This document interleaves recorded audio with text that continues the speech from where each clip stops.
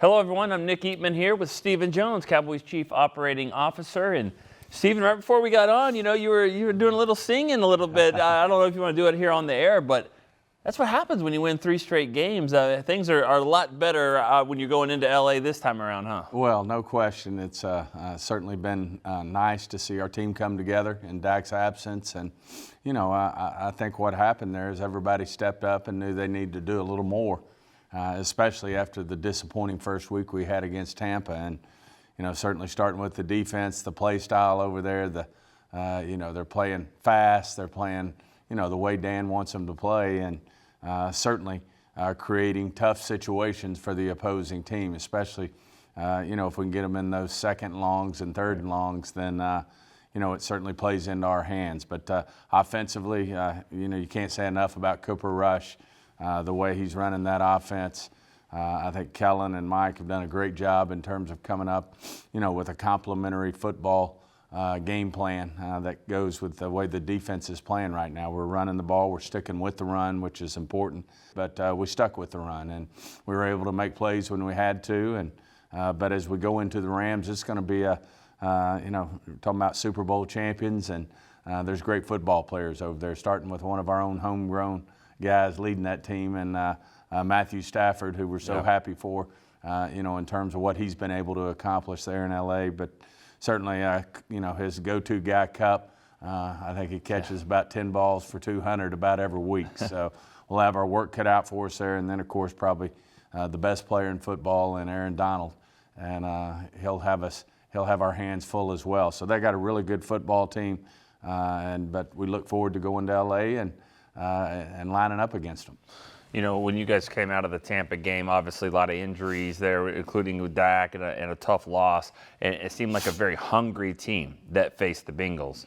Do you feel like the Rams are that way here? They're 2-2. They're not supposed to be at this point. That they didn't have their best game on Monday night. You think that this is going to be a hungry matchup for them? No question. All these guys these teams that are coming off losses, pick it up a notch, and especially the good football teams. I'll say this, though, our team's hungry too, and they know that we've got to play really good high-end football to win a game, to win games out here.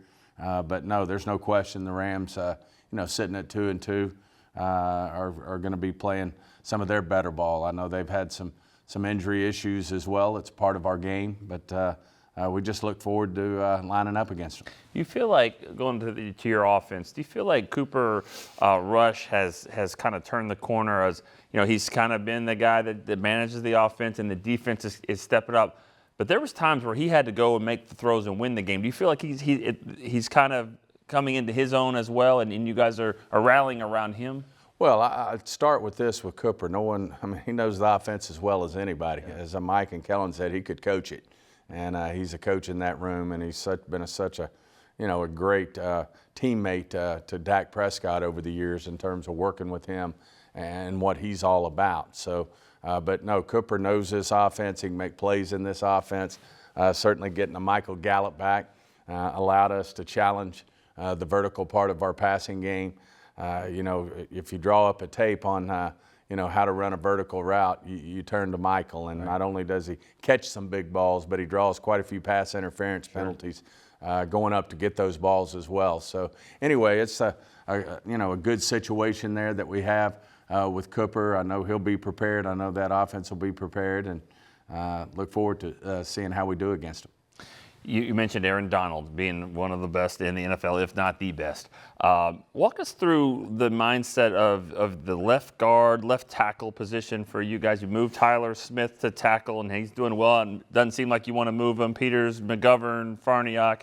What's happening there at the left guard and left tackle spot? Well, first of all, it's a great situation to have. And, hats off. Let's start with Tyler Smith, who played an entire camp at left guard, and then we had to move him because of Tyron's injury to left tackle. And, he stepped up. That's where he played in college. So shouldn't be a total surprise that, he was able to move out there and get that job done. And, we don't want to move his rhythm where he is right now. And unfortunately, McGovern got hurt in the first game, but he's come back and he's only going to get better. And then, Jason Peters is the ultimate pro. He's out there to help in any way he can. He's been great. He's been great with his leadership in the room. and certainly is a valuable piece to have. As we all know, you'd like to have continuity in your offensive line, same five all the time, but as we're seeing around the league, that's probably not realistic when you go through 17 games to think you're not going to have some injuries. And then you got a guy like Matt Farniok who can play center, guard, can do some things. We saw him the other day lined up as the fullback. So he's another guy that coaches have confidence in. And, it's a great problem to have in terms of having depth in the offensive line. We've heard that term, great problem to have, a lot. I'll go back to your quarterback. Obviously, Dak is coming back with the thumb injury.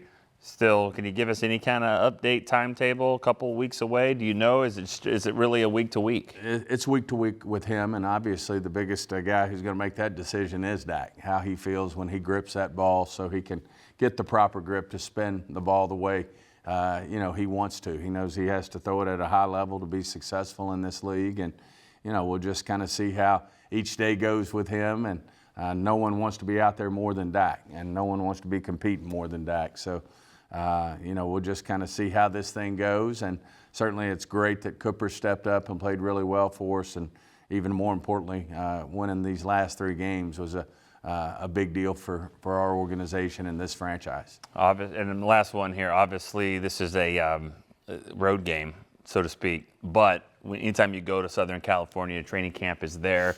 Playing at SoFi, you expect a lot of Cowboy fans as well.